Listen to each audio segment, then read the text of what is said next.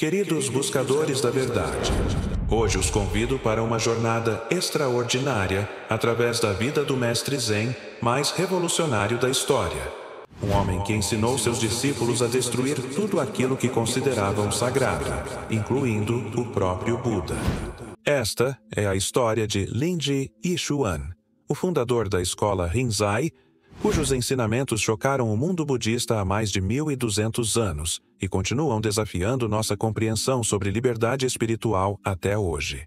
Preparem-se para descobrir como a verdadeira iluminação pode estar escondida exatamente naquilo que mais tememos perder. Primeira parte. O jovem que apanhava para despertar. Era uma manhã gelada de inverno, quando o jovem Yixuan, de apenas 25 anos, chegou ao mosteiro de Huangbo, nas montanhas de Jiangxi. Carregava consigo uma bagagem pesada de estudos budistas, conhecia de cor os sutras principais. Dominava a filosofia Yogacara e havia passado anos debatendo as complexidades da doutrina da consciência apenas. Em sua mente brilhante, acreditava que a iluminação chegaria através do acúmulo progressivo de conhecimento espiritual, como se fosse possível construir um edifício de sabedoria, tijolo por tijolo conceitual. O mosteiro de Huangbo era famoso por sua atmosfera austera e pela personalidade intimidadora de seu mestre. Huangbo Shiyun não era conhecido por dar explicações elaboradas ou por ter paciência com estudantes que se perdiam em especulações filosóficas. Havia algo em sua presença que fazia os monges mais experientes caminharem em silêncio respeitoso, como se estivessem na presença de uma força da natureza que poderia explodir a qualquer momento. Yixuan, ansioso para demonstrar sua dedicação e conhecimento, se aproximou do monge mais antigo do mosteiro, um homem chamado Muzhou, que havia servido como assistente pessoal de Huangbo por mais de 15 anos. "Irmão Muzhou", disse Yixuan com reverência respeitosa, "gostaria muito de ter uma audiência privada com o mestre Huangbo. Há tantas questões profundas sobre a natureza da realidade que gostaria de discutir com ele. Estudei intensivamente os ensinamentos sobre a vacuidade, a interdependência, os estágios da prática Bodhisattva e sinto que estou pronto para receber orientações mais avançadas." Muzhou observou o jovem estudante com um sorriso quase imperceptível. Havia visto centenas de monges chegarem ao mosteiro com a mesma atitude, a mesma sede de conhecimento conceitual, a mesma crença de que a iluminação era uma questão de acumular informações espirituais suficientes. "Yixuan", respondeu ele gentilmente, "se você realmente deseja encontrar-se com o mestre, deve ir com uma pergunta. Mas certifique-se de que seja uma pergunta que brote do mais profundo de seu coração, não de sua mente analítica." Durante 3 dias, Yixuan meditou intensamente sobre qual seria a pergunta perfeita para fazer ao mestre. Revisou mentalmente todos os textos que havia estudado, todas as questões filosóficas que o intrigavam, todas as dúvidas teóricas que persistiam em sua compreensão doutrinal. Finalmente, acreditou ter encontrado a pergunta ideal, uma questão que resumia toda a essência da busca espiritual.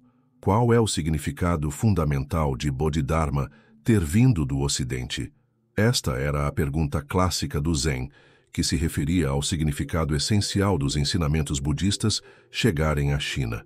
Na manhã do 4º dia, Yixuan se dirigiu ao salão principal, onde Huangbo costumava receber visitantes. Com o coração batendo forte de nervosismo e expectativa, ele se curvou respeitosamente diante do mestre e formulou sua pergunta cuidadosamente preparada. "Reverendo mestre, qual é o significado fundamental de Bodhidharma ter vindo do Ocidente?" A resposta de Huangbo foi imediata e completamente inesperada. Sem dizer uma única palavra, ele se levantou de sua almofada de meditação e deu uma pancada forte nas costas de Yixuan com seu bastão de madeira. A pancada foi tão súbita e intensa que o jovem monge caiu para frente, completamente desorientado e sem compreender o que havia acontecido.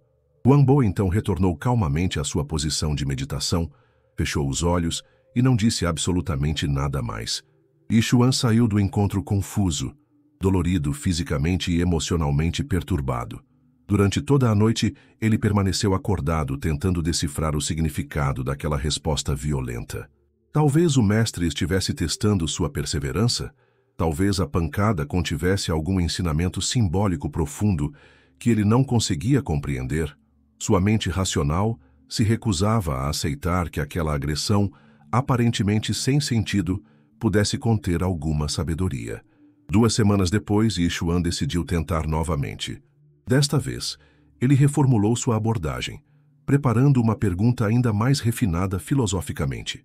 Mestre, como podemos transcender a dualidade entre Sansara e Nirvana? Mais uma vez, Huangbo respondeu com outra pancada, ainda mais forte que a primeira. Yishuan cambaleou para trás, desta vez com lágrimas nos olhos, não apenas pela dor física, mas pela frustração completa de não conseguir estabelecer qualquer tipo de comunicação intelectual com seu professor. 1 mês se passou antes que Yishuan reunisse coragem para uma terceira tentativa. Desta vez, ele havia preparado uma pergunta que considerava absolutamente irrefutável em sua profundidade espiritual. Reverendo Mestre, qual é a natureza da mente búdica original? A terceira pancada de Huangbo foi a mais forte de todas. Yishuan literalmente voou para trás, aterrissando duramente no chão de madeira do salão principal. Desta vez, algo dentro dele se quebrou completamente. Naquela noite, Yishuan procurou Musou em desespero total. Irmão, disse ele com a voz embargada, eu devo ser estúpido demais para compreender a sabedoria do mestre Huangbo. 3 vezes eu fiz perguntas sinceras, e 3 vezes ele me bateu sem dar qualquer explicação. Claramente eu não tenho a capacidade intelectual necessária para ser seu discípulo. Vou deixar o mosteiro amanhã de manhã. Musou escutou tudo em silêncio, e então disse algo que mudaria completamente o destino de Yishuan. Meu jovem amigo, antes de partir, há um eremita que vive sozinho a 2 dias de caminhada daqui, nas montanhas mais altas. Seu nome é Dayu, e ele era discípulo de Huangbo há muitos anos. Talvez ele possa esclarecer algumas de suas dúvidas sobre os métodos de ensino do mestre. No dia seguinte, sem saber que esta jornada mudaria sua vida para sempre, Yishuan partiu em direção às montanhas, carregando ainda toda a sua confusão, frustração e uma sensação crescente de que talvez não estivesse destinado para a vida espiritual. O que ele não podia imaginar era que estava prestes a descobrir algo que transformaria completamente sua compreensão sobre a natureza da realidade e da liberdade humana. Durante esta jornada de 2 dias pelas trilhas montanhosas, algo extraordinário começou a acontecer na mente de Yishuan. Longe do ambiente formal do mosteiro, longe da pressão de ter que formular perguntas inteligentes ou demonstrar conhecimento doutrinal, ele começou a simplesmente caminhar, passo após passo, respiração após respiração, sem agenda espiritual, sem objetivos de iluminação, apenas colocando um pé na frente do outro. As montanhas ao seu redor se revelavam em uma beleza selvagem que sua mente conceitual nunca havia realmente percebido antes. O som do vento nas árvores, o canto dos pássaros, o rumor de pequenos riachos correndo entre as pedras, tudo isso começou a penetrar em sua consciência de uma forma completamente nova. Pela primeira vez em anos, Yishuan não estava tentando entender ou analisar sua experiência. Estava simplesmente vivendo-a. Mas mais revelações estavam por vir. Na próxima parte de nossa jornada, descobriremos como um encontro casual com o eremita Dayu desencadearia o despertar mais dramático da história do Zen, e como uma simples conversa sobre as pancadas de Huangbo revelaria a Yishuan uma verdade tão chocante que ele gritaria de alegria selvagem pelas montanhas. Um grito que ecoaria através dos séculos e se tornaria o rugido característico da escola Rinzai. Segunda parte, o grito que ecoou através dos séculos. O eremitério de Dayu era uma construção simples de madeira e pedra, aninhada entre rochas gigantescas no alto da montanha. Quando Yishuan chegou ao entardecer do segundo dia, encontrou um homem de aproximadamente 60 anos, com barbas grisalhas e olhos extraordinariamente brilhantes, que o recebeu como se já estivesse esperando sua chegada. Havia algo na presença de Dayu que era completamente diferente tanto de Huangbo quanto dos outros mestres que Yishuan havia conhecido. Não havia formalidade intimidadora, nem autoridade espiritual ostensiva. Havia apenas uma naturalidade profunda, como se ele fosse uma extensão orgânica das próprias montanhas. Bem-vindo, jovem viajante, disse Dayu com um sorriso genuíno. Você deve estar cansado e com fome. Vamos primeiro cuidar de seu corpo e depois podemos conversar sobre o que trouxe você até aqui. Durante a refeição simples de vegetais e arroz, eles conversaram sobre coisas cotidianas, o clima nas montanhas, as dificuldades da trilha, a vida dos animais selvagens na região. Yichuan ficou surpreso ao descobrir que conseguia relaxar completamente na presença deste homem, algo que não acontecia há meses. Após a refeição, enquanto observavam o pôr do sol dourado tingir os picos das montanhas circundantes, Dayu finalmente perguntou: "E então, meu jovem amigo, o que o trouxe a este lugar isolado? Imagino que não seja apenas o desejo de admirar paisagens montanhosas." Yichuan então contou toda a sua história. Os anos de estudo intensivo, sua chegada ao mosteiro de Huangbu cheio de expectativas, as 3 perguntas, as 3 pancadas e sua crescente convicção de que era intelectualmente inadequado para a prática Zen. Dayu escutou toda a narrativa em silêncio respeitoso, ocasionalmente fazendo pequenos ruídos de compreensão. Quando Yichuan terminou, o eremita permaneceu em silêncio por vários minutos, olhando para as estrelas que começavam a aparecer no céu escurecendo. Finalmente, ele se virou para Yichuan com uma expressão que misturava compaixão e diversão. "Meu querido jovem, você realmente não compreende o que aconteceu com você no mosteiro, compreende?" "Não", admitiu Yichuan. "Eu tentei de todas as formas entender o significado das pancadas do mestre Huangbo, mas simplesmente não consigo decifrar que ensinamento ele estava tentando transmitir." Dayu então riu, não uma risada de escárnio, mas uma risada de alegria genuína. "Yichuan, você está se esforçando para entender algo que não pode ser entendido com a mente conceitual. Deixe-me fazer uma pergunta. Quando Huangbo lhe deu aquelas pancadas, o que você estava fazendo?" "Eu estava fazendo perguntas sobre os ensinamentos budistas", respondeu Yichuan, ainda confuso. "Ah", disse Dayu, "mas você estava realmente fazendo perguntas, ou estava tentando demonstrar seu conhecimento? Você estava genuinamente buscando compreensão ou estava tentando conseguir a aprovação do mestre através de sua sofisticação intelectual?" Aquela pergunta atingiu Yichuan como um raio. Pela primeira vez, ele reconheceu honestamente que suas perguntas profundas eram, na verdade, tentativas disfarçadas de impressionar Huangbo com sua erudição budista. Ele não estava realmente buscando sabedoria. Estava buscando reconhecimento como um estudante avançado. "Você vê", continuou Dayu gentilmente, "Huangbo não estava rejeitando suas perguntas. Ele estava rejeitando a pessoa artificial que estava fazendo essas perguntas. Ele estava tentando quebrar sua identificação com o papel de estudante budista sofisticado, para que sua natureza autêntica pudesse emergir. Cada pancada era um ato de compaixão radical, tentando libertá-lo da prisão de sua própria autoimagem espiritual." "Mas", protestou Yichuan, "se ele queria me ensinar algo, por que não explicou isso com palavras? Por que usar violência?" Dayu sorriu novamente. "Porque, meu amigo, a coisa mais importante que você precisa compreender não pode ser explicada com palavras. Na verdade, palavras só atrapalhariam. Você precisa experimentar diretamente a liberdade de não ser ninguém em particular, de não precisar manter qualquer imagem de si mesmo. Como Huangbo disse uma vez", continuou Dayu, "quando você encontra um Buda, mate o Buda. Quando você encontra um patriarca, mate o patriarca. Quando você encontra seus pais, mate seus pais. Quando você encontra seus parentes, mate seus parentes. Só então você ganhará emancipação. Não ficará emaranhado com as coisas, passará livremente onde quiser ir." Yichuan sentiu algo se mexer profundamente em seu peito quando ouviu essas palavras. "Mas o que isso significa exatamente? Matar o Buda?" Dayu olhou diretamente nos olhos de Yichuan. "Significa parar de buscar salvação fora de si mesmo. Significa reconhecer que você já é completo, já é livre, já é desperto, mas está desperdiçando energia tentando se tornar algo que já é. Pense nisso", disse Dayu, levantando-se e caminhando até a borda do precipício, onde podiam ver milhares de estrelas refletidas em um lago distante. "Você passou anos estudando sobre a natureza búdica, certo? Leu centenas de textos explicando que todos os seres já possuem a natureza de Buda? Então por que ainda está procurando por ela como se fosse algo que precisa adquirir?"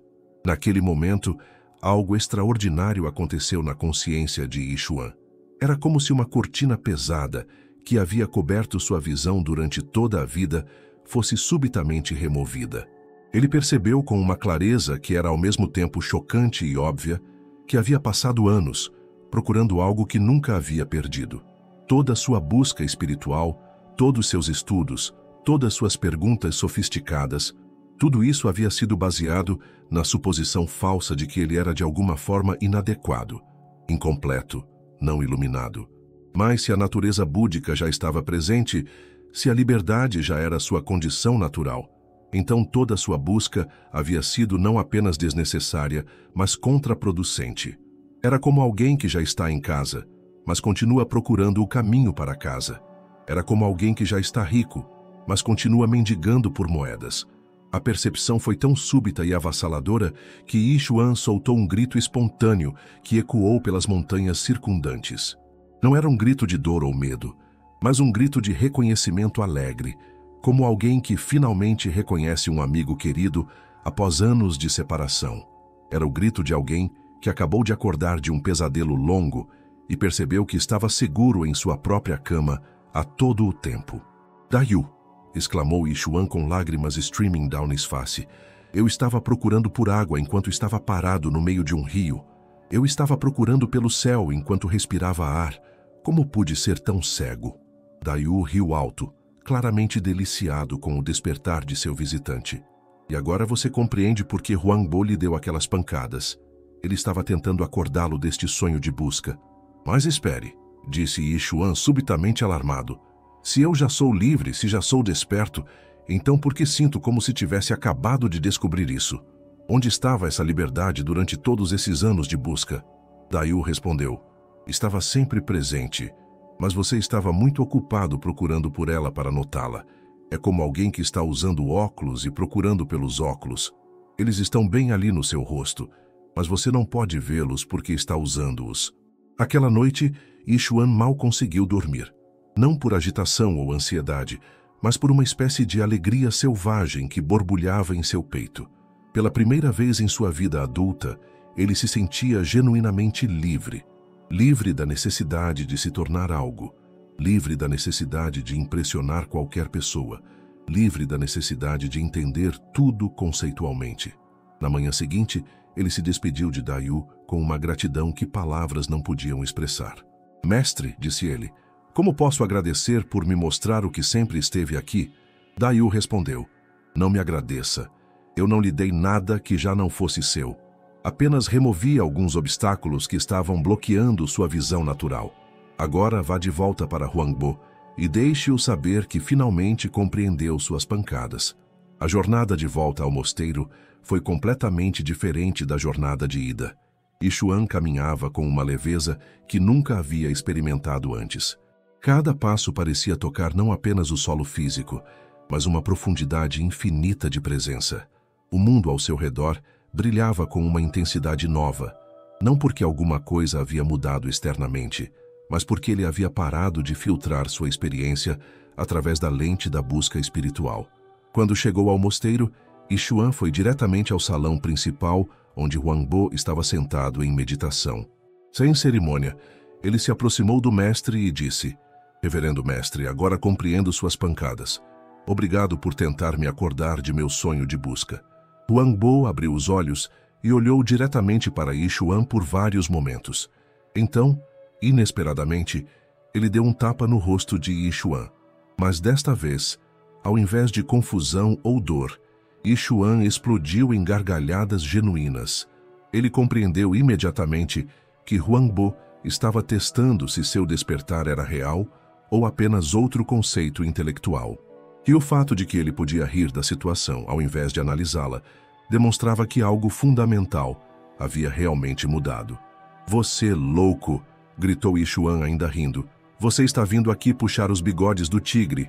Huangbo também começou a rir, e os dois mestres, porque agora Yixuan também era claramente um mestre, riram juntos, até as lágrimas escorrerem por seus rostos. Aquele momento de riso compartilhado selou o reconhecimento mútuo entre professor e estudante. Huangbo sabia que Yixuan havia genuinamente despertado, e Yixuan sabia que Huangbu sempre havia sido seu amigo, mesmo quando parecia ser seu adversário. Mas a verdadeira revolução estava apenas começando. Nos próximos anos, Yixuan desenvolveria uma forma de ensinar que chocaria ainda mais o establishment budista do que os métodos de Huangbu. Na próxima parte de nossa jornada, descobriremos como ele se tornou conhecido simplesmente como Linji, o nome do templo onde começou a ensinar de uma forma tão radical que seus métodos ainda são considerados perigosos por alguns professores budistas conservadores mais de 1000 anos depois. Terceira parte. A pessoa sem negócios, o ideal impossível. 7 anos depois de seu despertar nas montanhas Kondayu, Yixuan havia se estabelecido em um pequeno templo nas margens do rio Hutuo, na província de Hebei. O templo ficava conhecido como Linji Yuan, o templo que supervisiona o Val, porque estava situado em um ponto onde viajantes costumavam atravessar o rio. Foi deste templo que Yixuan recebeu o nome pelo qual seria conhecido pela posteridade, Mestre Linji. O que tornava Linji extraordinário não era apenas sua compreensão profunda, mas a forma radical com que ele transmitia seus ensinamentos. Diferentemente dos mestres tradicionais que davam palestras elaboradas sobre escrituras ou guiavam seus estudantes através de práticas graduais, Linji havia desenvolvido um método de ensino que pode ser descrito apenas como choque espiritual deliberado. Em uma manhã típica no templo, um jovem monge chamado Joshu se aproximou de Linji com uma pergunta que havia preparado cuidadosamente. Mestre, como posso cultivar a compaixão universal que os sutras descrevem? Sem qualquer aviso, Linji soltou um grito ensurdecedor, Katsu, que reverberou pelas paredes do templo como o rugido de um leão selvagem. O pobre Joshu literalmente saltou para trás, seu coração batendo descontroladamente, completamente desorientado. Linji então se aproximou do jovem monge, que ainda estava tremendo, e disse com voz surpreendentemente gentil: Joshu, meu amigo, você quer cultivar compaixão universal, mas não consegue nem ter compaixão por si mesmo. Você está se torturando com conceitos sobre o que deveria sentir, ao invés de simplesmente sentir o que está sentindo agora. Mas, mestre, balbuciou Joshu, ainda recuperando-se do susto, os ensinamentos dizem que devemos desenvolver amor bondoso por todos os seres sencientes. Linji riu. E você acha que pode desenvolver amor genuíno através de esforço intelectual? Isso é como tentar produzir lágrimas de alegria contraindo os músculos ao redor dos olhos. O amor verdadeiro não é cultivado. Ele é o que resta quando paramos de criar obstáculos artificiais para ele. Esta era a essência revolucionária do método de Linji. Ele havia percebido que a maioria dos praticantes budistas estava criando problemas espirituais complexos, onde não existiam problemas reais. Eles estavam trabalhando incansavelmente para alcançar estados que já eram sua condição natural, como alguém que está correndo desesperadamente para alcançar sua própria sombra. Em suas palestras públicas, Linji costumava dizer: seguidores do caminho, não tomem o Buda como algum tipo de objetivo último. Em minha opinião, ele é como um buraco de privada. Os bodhisattvas e arhats são todos grilhões que prendem as pessoas. É por isso que Manjushri tentou matar o Buda com sua espada, e Angulimala perseguiu o Buda com uma faca. Declarações como essa causavam choque absoluto em audiências de monges tradicionalmente educados. Como alguém podia comparar o Buda, a figura mais venerada do budismo, a um buraco de privada? Como podia sugerir que bodhisattvas e arhats, os ideais supremos da prática budista, eram na verdade obstáculos espirituais? Mas Linji não estava sendo irreverente por prazer sádico. Ele estava tentando libertar seus ouvintes da tendência humana universal de transformar até mesmo os ensinamentos mais libertadores em novas formas de prisão psicológica. Quando as pessoas começam a venerar o Buda, elas inconscientemente criam uma separação entre si mesmas e a iluminação. Quando se esforçam para se tornar bodhisattvas, elas reforçam a crença de que não são adequadas como são. O ideal revolucionário que Linji propôs era o que ele chamava de Wuxi Zi Ren, a pessoa sem negócios, ou pessoa que nada tem a fazer. Esta era uma figura completamente nova na literatura espiritual. Alguém que havia parado completamente de tentar se tornar algo diferente do que já era. A pessoa sem negócios, explicava Linji, é alguém que não corre atrás da iluminação, nem se agarra a coisa alguma, mesmo que essa coisa seja o Buda. Esta pessoa simplesmente parou. Ela não está mais presa por teorias ou ensinamentos. A pessoa sem negócios é a pessoa verdadeira, dentro de cada um de nós.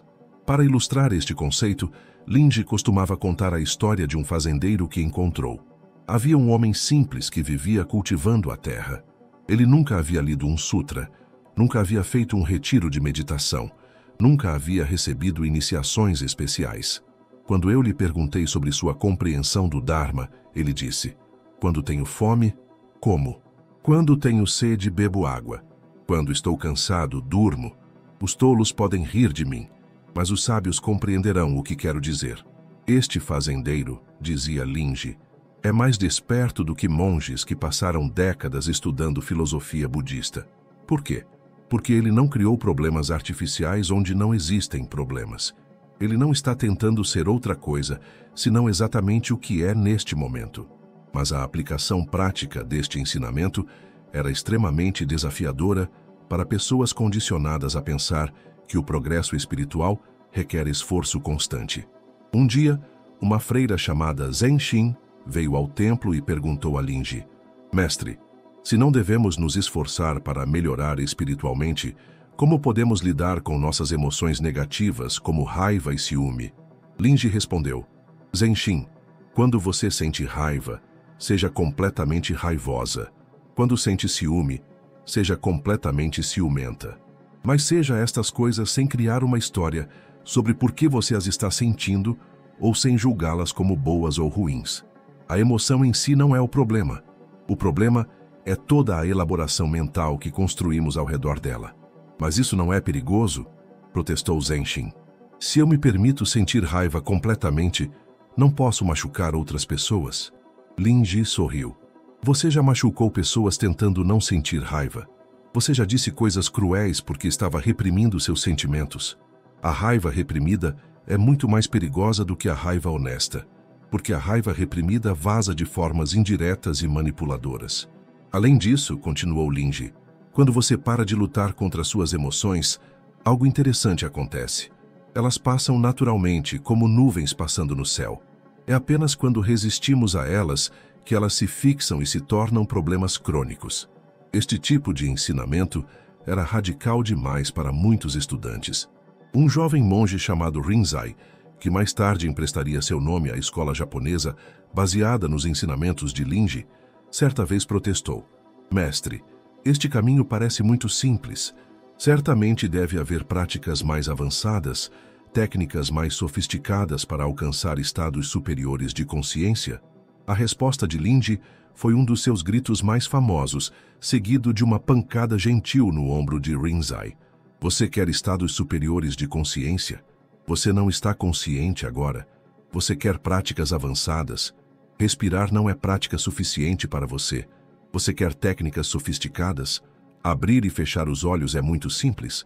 O problema, continuou Linji, agora, falando mais suavemente, é que vocês foram condicionados a acreditar que as coisas valiosas devem ser difíceis de obter. Mas a liberdade mais preciosa, a liberdade de ser exatamente quem você é neste momento, está disponível gratuitamente, agora mesmo, sem qualquer pré-requisito. Mas talvez o ensinamento mais chocante de Linji estava ainda por vir. Na próxima e final parte de nossa jornada, descobriremos por que ele instruía seus estudantes a matar o Buda quando o encontrassem, e como este ensinamento aparentemente blasfemo, na verdade contém a chave para a liberdade última, a liberdade de não depender de autoridade externa alguma, nem mesmo da autoridade do próprio Buda. Quarta parte. Matando o Buda, a liberdade última. Era um dia de outono, quando um evento extraordinário aconteceu no templo de Linji, que definiria para sempre a essência de seus ensinamentos. Um grupo de 40 monges havia chegado de um famoso mosteiro na capital, liderados por um mestre erudito chamado Kakuan, que era conhecido em toda a China por sua memória fotográfica dos sutras e sua capacidade de debater filosofia budista com qualquer pessoa. Kakuan havia vindo especificamente para testar Linji, depois de ouvir rumores perturbadores sobre seus métodos pouco ortodoxos. Na tradição budista da época, era comum que mestres respeitados visitassem uns aos outros para debates doutrinais refinados, demonstrações de compreensão das escrituras e trocas intelectuais sofisticadas sobre os pontos mais sutis da filosofia budista. Mestre Linji, disse Kakuan com formalidade cerimonial, vim aqui com meus discípulos para explorar com você as profundezas da sabedoria búdica. Gostaria de começar nossa discussão com uma questão fundamental. Qual é sua compreensão da natureza última da vacuidade, conforme ensinada no Sutra do Coração? Linji olhou para Kakuan e seus 40 discípulos por um longo momento. Havia algo na postura do grupo, a forma como se posicionavam hierarquicamente, a maneira como esperavam uma resposta doutrinalmente correta, a energia competitiva subjacente, que revelava exatamente o tipo de atitude espiritual que ele considerava mais perigosa para o verdadeiro despertar. Então Linji fez algo que ninguém esperava. Ele se levantou calmamente, caminhou até Kakuan e disse em voz alta o suficiente para todos ouvirem: seguidores do caminho, se vocês querem obter o tipo de compreensão que está de acordo com o Dharma, nunca se deixem enganar por outros. Seja enfrentando para dentro ou enfrentando para fora, o que quer que encontrem simplesmente matem. O silêncio que se seguiu foi ensurdecedor. Os 40 monges visitantes olharam uns para os outros com expressões de choque absoluto. Kakuan empalideceu visivelmente, mas Linji não havia terminado. Sua voz se elevou ecoando pelas paredes do templo. Se encontrarem um Buda, matem o Buda. Se encontrarem um patriarca, matem o patriarca. Se encontrarem um Arhat, matem o Arhat. Se encontrarem seus pais, matem seus pais. Se encontrarem seus parentes, matem seus parentes. Só então, pela primeira vez, vocês ganharão emancipação. Não ficarão emaranhados com as coisas. Passarão livremente onde quiserem ir. Kakuan finalmente recuperou a voz e protestou indignadamente. Mestre Linji, suas palavras são blasfemas. Como pode instruir discípulos budistas a matar o Buda? Isso vai contra tudo que nossa tradição venera e ensina. Linji sorriu. Não um sorriso de arrogância, mas um sorriso de genuína compaixão por alguém que estava perdido em conceitos. Kakuan, meu amigo, você está tão apegado à palavra Buda que perdeu completamente a realidade para a qual ela aponta. Você transformou um símbolo em um ídolo e agora adora o ídolo ao invés de descobrir a verdade em si mesmo. Mas o Buda é nosso guia supremo, insistiu Kakuan. Como podemos progredir espiritualmente sem sua orientação? Linji respondeu. E onde exatamente você acha que este Buda está localizado? Em algum céu distante? Em alguma terra pura e inacessível? Ou será que a natureza búdica está tão próxima de você que você não consegue vê-la? Linji então se dirigiu a toda a assembleia. Escutem bem, todos vocês. Quando eu digo matem o Buda, não estou falando sobre destruir uma pessoa física. Estou falando sobre destruir sua tendência de buscar salvação fora de si mesmos. Quando vocês fazem do Buda um objeto de veneração externo, vocês automaticamente se colocam na posição de seres não iluminados que precisam alcançar algo que está separado de vocês. O verdadeiro Buda, continuou Linji, caminhando lentamente entre os monges visitantes, não é uma figura histórica que viveu há 2.500 anos. O verdadeiro Buda é esta consciência que está ouvindo estas palavras agora mesmo. É esta capacidade de estar presente que vocês já possuem neste instante. Mas enquanto continuarem procurando por ela lá fora, nunca a reconhecerão aqui dentro. Um dos discípulos de Kakuan, um jovem chamado Eisai, levantou a mão timidamente. Mestre Linji, mas se não devemos venerar o Buda, quem ou o que devemos seguir como guia espiritual? A resposta de Linji foi imediata. Sigam esta pessoa verdadeira sem posto que está bem aqui diante de mim agora. Esta pessoa que claramente está me ouvindo. Esta pessoa não é impedida em ponto algum, mas penetra as 10 direções, livre para fazer como quer no mundo tríplice. Esta pessoa verdadeira sem posto, explicou Linji.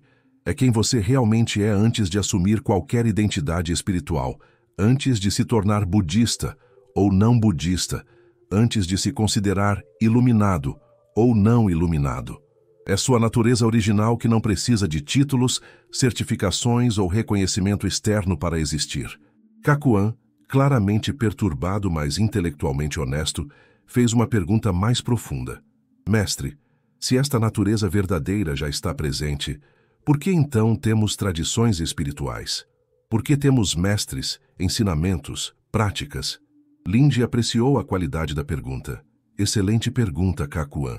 As tradições espirituais existem para apontar para esta verdade, não para substituí-la. Os mestres existem para ajudar você a reconhecer sua própria sabedoria, não para se tornarem objetos de dependência. O problema, continuou Linji, surge quando as pessoas se tornam tão fascinadas pelo dedo que aponta para a lua que esquecem completamente de olhar para a lua. Os ensinamentos são como remédios, úteis quando você está doente, mas desnecessários quando está saudável. Se você continua tomando remédio depois de estar curado, o próprio remédio se torna uma doença. Eisai fez outra pergunta perspicaz. Mas, mestre, como podemos saber quando estamos curados? Como reconhecemos esta natureza verdadeira de que você fala? Linji riu alto. Eisai, você está reconhecendo-a agora mesmo. Quem está fazendo esta pergunta? Quem está ouvindo minha resposta? Essa capacidade de questionar, de ouvir, de compreender, isso é exatamente o que você está procurando. Vocês são como pessoas que estão usando óculos e procurando pelos óculos, disse Linji, dirigindo-se novamente a toda a assembleia. Os óculos estão bem aqui no seu rosto, mas vocês não conseguem vê-los porque estão usando-os. Da mesma forma, vocês já são o que estão procurando, mas não conseguem reconhecer isso porque estão muito ocupados procurando. Um monge mais velho no grupo de Kakuan fez uma objeção. Mestre Linji, suas palavras soam como se estivesse desencorajando toda a prática espiritual. Isso não leva ao relativismo espiritual ou até mesmo ao niilismo? Linji balançou a cabeça. Não, meu amigo, não estou desencorajando a prática autêntica. Estou desencorajando a prática neurótica. A prática baseada na crença de que você é inadequado e precisa se tornar algo diferente. Prática autêntica, explicou Linji, surge naturalmente quando você reconhece sua completude fundamental. É como a diferença entre um pássaro que voa, porque está tentando escapar de uma gaiola, e um pássaro que voa, porque essa é sua natureza. Um está motivado pelo medo, o outro pela alegria natural. Quando vocês meditam a partir da compreensão de que já são livres, continuou, a meditação se torna uma celebração, não uma luta. Quando estudam as Escrituras, sabendo que a sabedoria já está presente em vocês, o estudo se torna um reconhecimento, não uma aquisição. Quando praticam compaixão reconhecendo que a separação entre eu e outros é ilusória, a compaixão flui naturalmente, não como um dever moral. Kakuan, que havia escutado tudo em silêncio crescente, finalmente falou com uma humildade que não tinha mostrado antes. Mestre Linji, suas palavras me perturbam profundamente, mas de uma forma que não posso ignorar.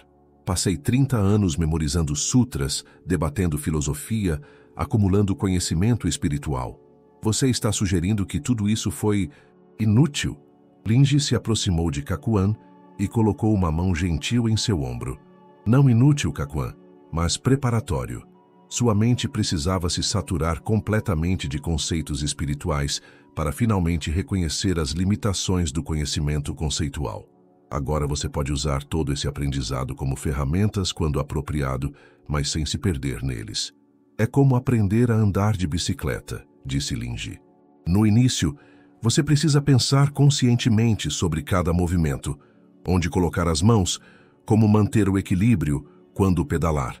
Mas uma vez que você realmente aprende, todo esse conhecimento técnico se torna inconsciente e você simplesmente anda.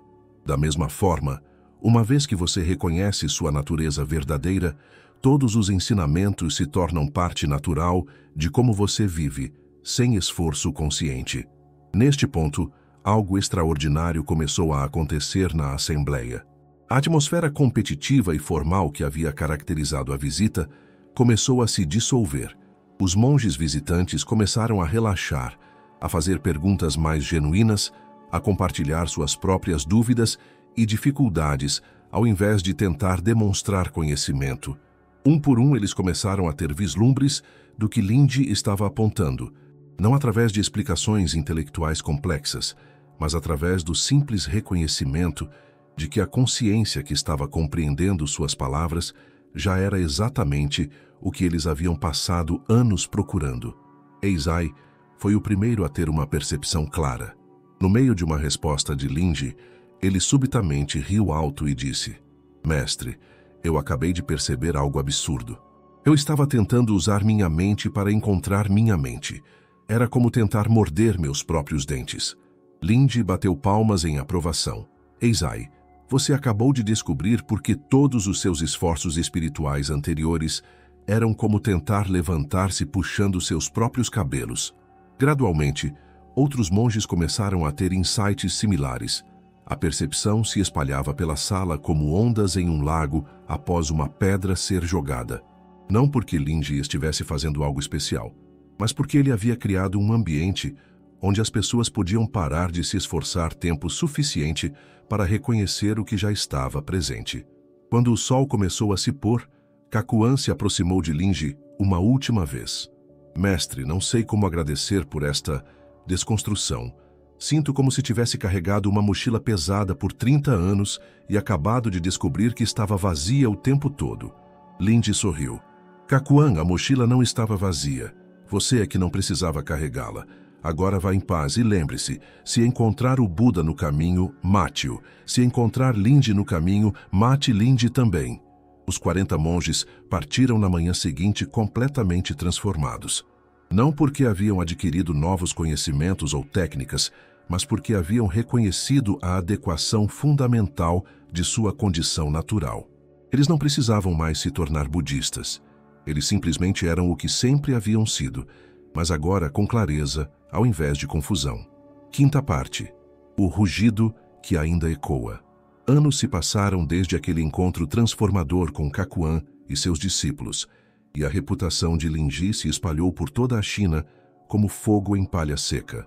Pessoas vinham de províncias distantes, não para receber ensinamentos tradicionais, mas para experimentar o que alguns chamavam de medicina choque espiritual, uma forma de despertar que quebrava todas as regras convencionais da espiritualidade. Mas talvez o que tornava Lindy verdadeiramente único não eram seus métodos dramáticos, mas sua capacidade de adaptar sua abordagem às necessidades específicas de cada pessoa. Com estudantes intelectuais como Kakuan, ele usava lógica devastadora para desconstruir seus conceitos. Com pessoas emocionalmente reprimidas, ele às vezes usava seus famosos gritos para quebrar suas defesas psicológicas. Com aqueles que eram naturalmente simples, ele simplesmente conversava sobre coisas cotidianas, até que eles percebessem que já estavam vivendo o Dharma sem saber. Um dos casos mais famosos envolveu uma comerciante chamada Sra. Wang, que havia viajado por 15 dias para ver Lindy. Ela era uma mulher de meia-idade que havia construído um império comercial bem-sucedido, mas sentia um vazio profundo que nenhuma quantidade de riqueza ou status conseguia preencher. Quando chegou ao templo, ela esperava encontrar um ambiente solene e cerimoniosas palestras sobre filosofia espiritual. Em vez disso, Lindy a convidou para ajudá-lo a plantar vegetais no jardim do templo. Durante toda a tarde, eles trabalharam lado a lado em silêncio confortável, com Lindy ocasionalmente fazendo comentários mundanos sobre as diferentes variedades de repolho ou a melhor época para plantar rabanetes. Sra. Wang ficou inicialmente frustrada. Ela havia viajado por 2 semanas para receber ensinamentos espirituais profundos, e aqui estava cavando buracos na terra e discutindo agricultura. Mas algo sobre a presença total de Lindy durante o trabalho, a forma como ele tratava cada movimento como se fosse a coisa mais importante do mundo, começou a afetar sua consciência. Depois de várias horas, Lindy finalmente perguntou: "Sra. Wang, o que exatamente você espera encontrar aqui que não possui em sua vida diária?" Ela respondeu: "Mestre, tenho tudo que uma pessoa poderia querer materialmente, mas sinto-me vazia por dentro." Ouvi dizer que você ensina o caminho para a realização espiritual. Lindy continuou plantando enquanto falava. Senhora Wang, você dirigiu sua empresa hoje de manhã antes de viajar para cá? Sim, ela respondeu. E quando estava dirigindo sua empresa, você estava presente para as decisões que tomou ou estava pensando em estar em outro lugar? Bem, ela refletiu, eu estava totalmente focada no trabalho. E quando está totalmente focada, continuou Lindy, há algum sentimento de vazio? Senhora Wang parou de plantar por um momento, considerando a pergunta. Na verdade, não. Quando estou completamente absorvida no que estou fazendo, sinto-me completa. Então, disse Lindy, sorrindo enquanto regava as sementes recém-plantadas, você já conhece o caminho para a realização espiritual. Você simplesmente não reconheceu que já estava caminhando nele. Senhora Wang ficou confusa. Mas, mestre, dirigir um negócio não é atividade espiritual. É apenas trabalho mundano. Lindy parou o que estava fazendo e olhou diretamente nos olhos dela. Senhora Wang, quem decidiu que espiritual e mundano são categorias separadas? Quem lhe disse que presença total durante atividades comerciais é menos sagrada do que presença total durante meditação sentada? A verdade, continuou Lindy, é que você já é uma praticante avançada. Quando está totalmente presente dirigindo sua empresa, você está meditando. Quando toma decisões com clareza e compaixão, você está manifestando sabedoria búdica. Quando serve seus clientes com atenção genuína, você está praticando Bodhisattva. Mas então, protestou Senhora Wang, por que me sinto vazia quando não estou trabalhando? Lindy riu. Porque quando não está trabalhando, você provavelmente não está presente. Você está pensando sobre o passado, planejando o futuro, comparando sua vida com a de outras pessoas ou julgando suas experiências como insuficientes. O vazio que você sente, explicou Lindy, não é falta de realização espiritual, é falta de presença. É como um peixe que nada no oceano, mas reclama de sede, porque não reconhece que já está imerso em água. Naquele momento, Senhora Wang teve um dos insights mais profundos de sua vida. Ela percebeu que havia passado anos procurando por espiritualidade, como se fosse um produto que pudesse ser adquirido, quando, na verdade, a qualidade de presença que ela buscava já estava disponível em cada momento de sua vida cotidiana. Mestre, disse ela com lágrimas nos olhos, você está dizendo que minha vida comum já é minha prática espiritual? Lindy assentiu. Não apenas sua prática espiritual, Senhora Wang, mas sua iluminação. Quando você para de procurar por uma versão melhor ou mais espiritual de si mesma e simplesmente é totalmente quem você é neste momento, isso é exatamente o que todos os Budas descobriram. Senhora Wang permaneceu no templo por mais 3 dias, mas passou todo o tempo simplesmente observando como Lindy vivia. Ela notou que ele tratava conversar com visitantes, varrer folhas, preparar chá e até mesmo usar o banheiro com exatamente a mesma qualidade de atenção total. Não havia atividades espirituais especiais separadas de atividades comuns. Havia apenas vida sendo vivida com presença completa. Quando ela partiu, Senhora Wang havia sido fundamentalmente transformada, não porque havia aprendido técnicas novas, mas porque havia reconhecido a adequação espiritual de sua vida exatamente como ela já era. Nos anos seguintes, sua empresa não apenas prosperou ainda mais, mas se tornou conhecida por tratar funcionários e clientes com uma consideração excepcional que parecia brotar de alguma fonte profunda de contentamento genuíno. Mas talvez o legado mais duradouro de Lindy não fossem os indivíduos que ele transformou, mas a linhagem de ensino que ele estabeleceu. Diferentemente de outras escolas budistas, que enfatizavam o estudo gradual de textos ou práticas sistemáticas de meditação, a escola Lindy, conhecida no Japão como Rinzai, se especializou em métodos de despertar direto que contornavam completamente o intelecto conceitual. Seus sucessores desenvolveram o sistema formal de koans, perguntas paradoxais ou afirmações que não podem ser respondidas com lógica ordinária, mas apenas através de insights diretos na natureza da realidade. Koans famosos como "Qual é o som de uma mão batendo palmas?" ou Mostre-me seu rosto original antes de seus pais nascerem se tornaram ferramentas padrão para induzir o tipo de mudança perceptual que Lindy cultivava espontaneamente através de seus gritos e declarações chocantes. Nos últimos anos de sua vida, Lindy frequentemente dizia aos seus estudantes: "Não há nada especial que eu possa dar a vocês que já não possuam. Minha única função é ajudá-los a parar de procurar tempo suficiente para reconhecer sua riqueza natural. Uma vez que reconheçam isso, não precisarão mais de mim ou de qualquer outro professor. A verdadeira transmissão", ele explicava, "não é de professor para estudante, mas de você para você mesmo.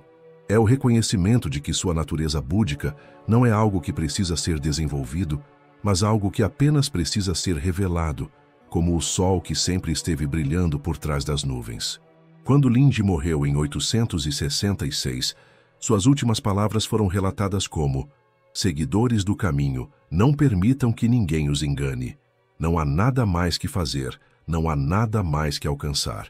Vocês já são perfeitos, exatamente como são neste momento. Se compreenderem isso, podem viver e morrer com igual tranquilidade."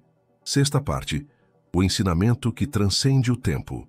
Mais de 1.200 anos se passaram desde que Lindy caminhou por esta terra, mas seus ensinamentos continuam sendo talvez os mais relevantes para nosso tempo moderno.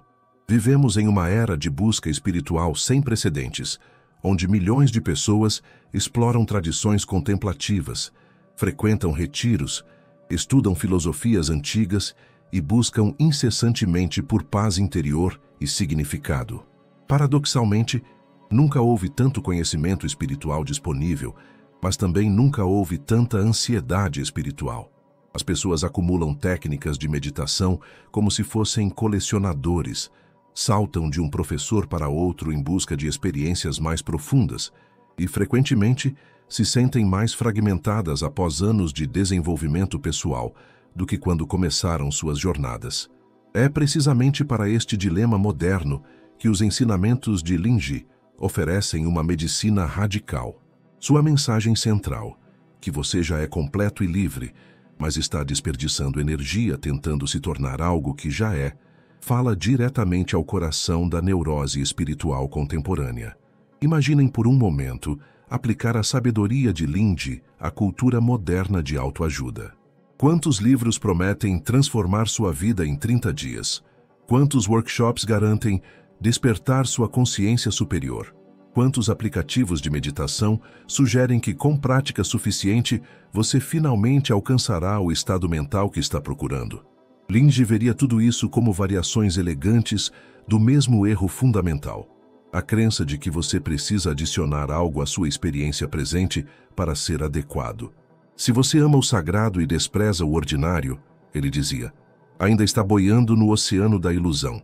Considerem como seria abordar o desenvolvimento pessoal a partir da perspectiva da pessoa sem negócios de Lindy. Em vez de tentar melhorar constantemente a si mesmos, vocês simplesmente reconheceriam que sua capacidade de estar presente, de responder à vida com inteligência natural, de amar genuinamente quando o amor é apropriado, todas essas qualidades já estão funcionando perfeitamente neste momento. Isso não significa complacência passiva ou falta de crescimento. Significa crescimento que acontece organicamente, a partir da aceitação, ao invés de crescimento forçado, a partir da auto-rejeição. É a diferença entre uma planta que cresce naturalmente em direção ao sol e uma planta que alguém está tentando forçar a crescer puxando suas folhas. Na área dos relacionamentos íntimos, os ensinamentos de Lindy oferecem uma perspectiva revolucionária.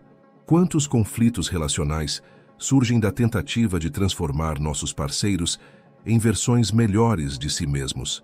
Quantos relacionamentos sofrem porque uma ou ambas as pessoas estão tentando ser algo diferente do que naturalmente são para agradar ao outro? Quando encontrar seus pais, mate seus pais, dizia Lindy. Não literalmente, mas mate a versão idealizada deles que você carrega em sua mente e que impede você de relacionar-se com quem eles realmente são neste momento. Quando encontrar seus parentes, mate seus parentes. Pare de tentar fazer com que sua família se conforme às suas expectativas sobre como eles deveriam ser. Aplicado aos relacionamentos românticos, isso significaria amar a pessoa real na sua frente ao invés da versão potencial que você acredita que ela poderia se tornar com mudanças suficientes.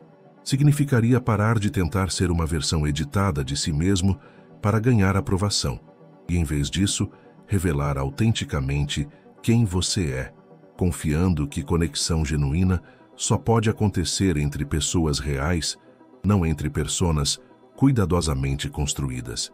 No âmbito profissional, a sabedoria de Linge sugere uma abordagem radicalmente diferente para o sucesso e realização. Em vez de constantemente tentar se tornar mais produtivo, mais eficiente, mais competitivo, você simplesmente estaria totalmente presente para o trabalho que está fazendo agora. A qualidade de presença que Linge cultivava naturalmente resulta em excelência sem esforço neurótico. Quando tem fome, come seu arroz. Quando está cansado, fecha os olhos, dizia ele. Aplicado ao trabalho moderno, isso se torna: quando está trabalhando, trabalhe completamente. Quando está descansando, descanse completamente. Pare de tentar fazer múltiplas tarefas enquanto se preocupa com múltiplos projetos futuros e, em vez disso, dê atenção total ao que está diante de você neste momento. Ironicamente, esta abordagem frequentemente resulta em maior produtividade e criatividade do que métodos baseados em esforço forçado, porque elimina a energia desperdiçada em resistência interna e permite que sua inteligência natural flua sem obstáculos. Mas talvez a aplicação mais profunda dos ensinamentos de Linge esteja na área que ele mais enfatizava: a relação com a autoridade espiritual. Vivemos em uma época onde muitas pessoas transferem sua autoridade interna para professores carismáticos, tradições antigas, ou até mesmo algoritmos de inteligência artificial que prometem orientação sobre como viver. Se encontrar o Buda no caminho, mate o Buda. Era a forma radical de Linge dizer: pare de procurar salvação em qualquer autoridade externa, não importa quão respeitada ou antiga ela seja. Isso não significa rejeitar totalmente professores ou tradições, mas usá-los como espelhos para reconhecer sua própria sabedoria ao invés de substitutos para ela. Em termos práticos, isso significaria abordar qualquer ensinamento espiritual, incluindo este, com a pergunta: como isso ressoa com minha própria experiência direta? Ao invés de devo acreditar nisso porque uma autoridade respeitada disse, significaria usar práticas meditativas quando elas naturalmente apoiam sua presença, mas abandoná-las quando se tornam obrigações rígidas que criam mais tensão do que paz. Mais radicalmente ainda, significaria reconhecer que sua capacidade de discernir sabedoria de tolice, verdade de ilusão, amor de medo, essa capacidade discriminativa já está funcionando perfeitamente em você, neste momento, e é mais confiável do que qualquer orientação externa. Este é talvez o ensinamento mais desafiador de Linge para nossa época, que você não precisa de permissão de ninguém para confiar em sua própria experiência direta da realidade. Você não precisa de certificação espiritual para reconhecer sua própria natureza búdica. Você não precisa de aprovação externa para saber que sua vida, exatamente como está agora, é o campo perfeito para descobrir liberdade genuína. Como Linge colocava, esta pessoa verdadeira sem posto está sempre entrando e saindo pelas portas de seu rosto. Se ainda não viram, vejam agora. Esta pessoa verdadeira sem posto é você antes de assumir qualquer identidade espiritual. Você antes de se tornar um buscador. Você antes de decidir que precisa melhorar ou se desenvolver. É você lendo estas palavras agora mesmo. Você compreendendo estas ideias. Você existindo neste momento sem precisar justificar ou explicar sua existência para ninguém. Esta é a liberdade última que Linge apontava. A liberdade de ser exatamente quem você é, onde você está, sem desculpas ou emendas. E se isso parece simples demais para ser a resposta às complexidades da vida moderna, lembrem-se das palavras de Linge. O milagre não é caminhar sobre a água. O milagre é caminhar sobre a terra. O milagre não é alcançar estados extraordinários de consciência. O milagre é reconhecer a extraordinariedade da consciência ordinária que já está presente. Conclusão: o rugido que vive em você. E assim, queridos ouvintes, chegamos ao final desta jornada através da vida e ensinamentos do mestre mais iconoclasta da história Zen. Lin Yixuan viveu há mais de 1000 anos, mas seu rugido de liberdade ainda ecoa através dos séculos, chamando cada um de nós para despertar da hipnose coletiva de que precisamos nos tornar algo diferente do que já somos. Sua mensagem era ao mesmo tempo simples e revolucionária. Você já é livre, você já é completo, você já é desperto, mas está desperdiçando preciosa energia vital, tentando alcançar o que já possui. É como alguém que procura freneticamente pelos óculos que já está usando, ou como um peixe que morre de sede nadando no oceano. Mas Lin foi além de simplesmente proclamar nossa adequação fundamental. Ele desenvolveu métodos práticos, às vezes chocantes, frequentemente desconcertantes, sempre compassivos, para ajudar as pessoas a reconhecer sua liberdade natural. Seus gritos famosos não eram expressões de raiva, mas rugidos de alegria selvagem, tentando acordar seus estudantes do sonho de inadequação espiritual. Se encontrar o Buda no caminho, mate o Buda. Não era blasfêmia, mas o apontamento mais direto possível para nossa tendência universal de buscar salvação fora de nós mesmos. Era seu jeito radical de dizer: pare de adorar ideais externos e reconheça a divindade que já habita em sua própria consciência ordinária.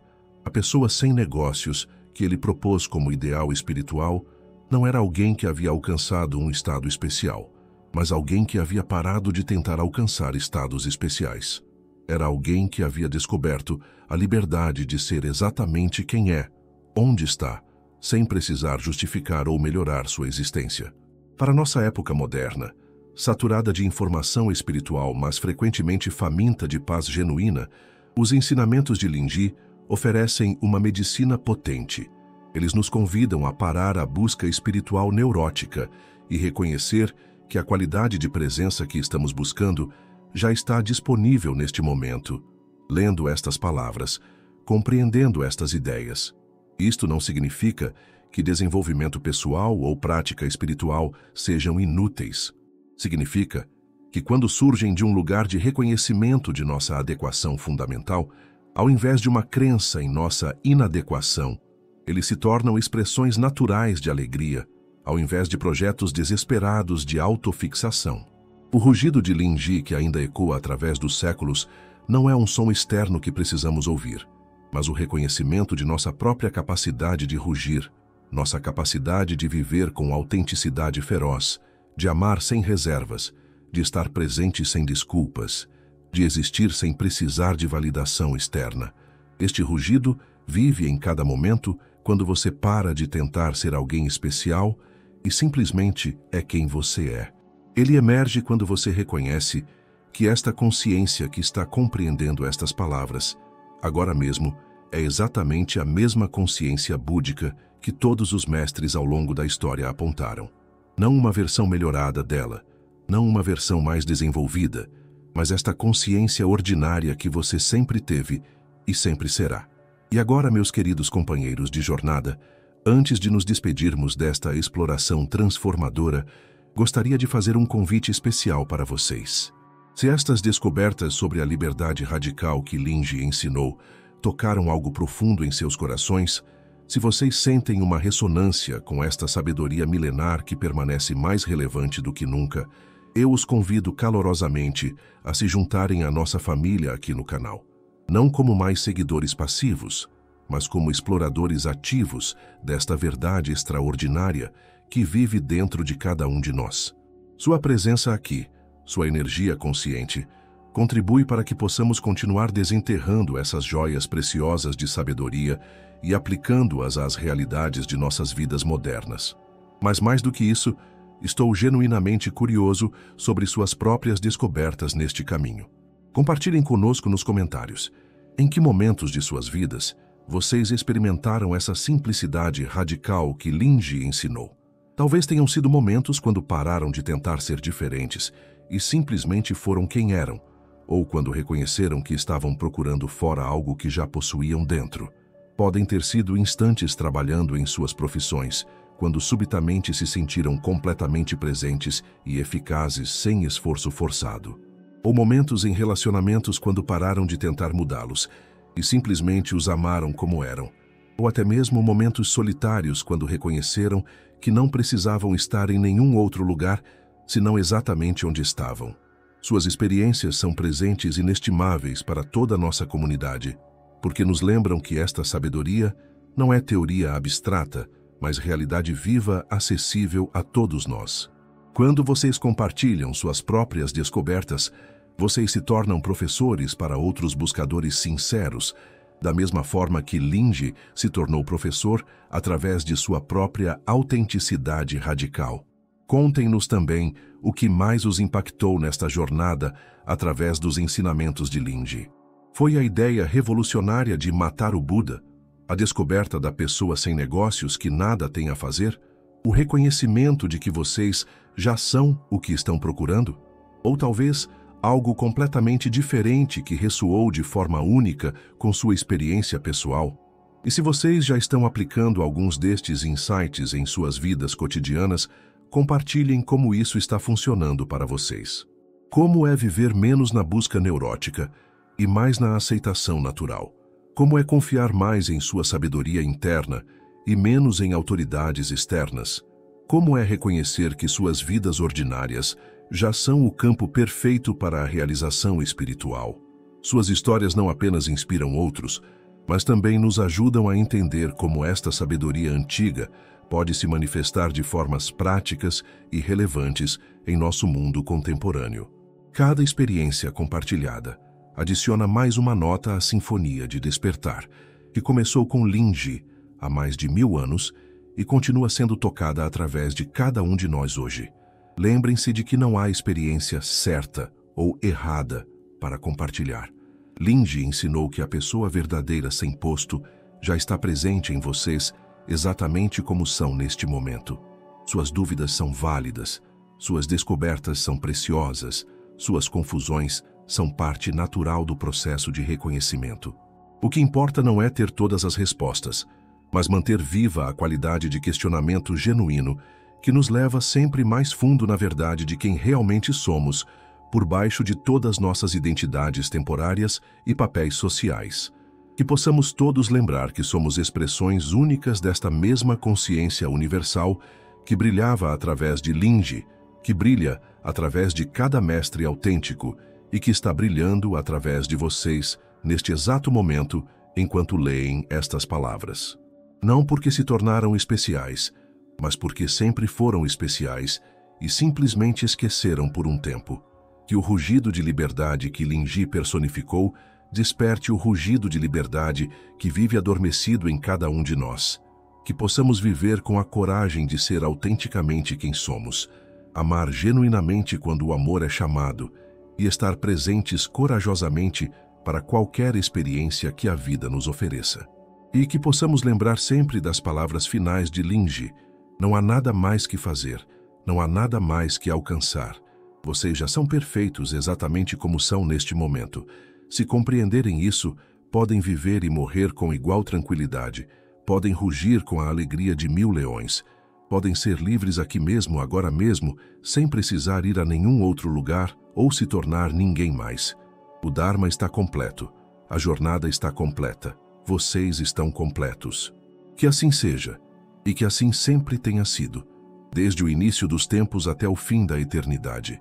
Que todos os seres reconheçam sua liberdade natural e vivam com a alegria selvagem que é seu direito de nascimento. Namastê, queridos amigos. Até nos encontrarmos novamente nesta exploração infinita da verdade que nunca nasceu e nunca morrerá, que vive como o próprio coração de quem vocês realmente são.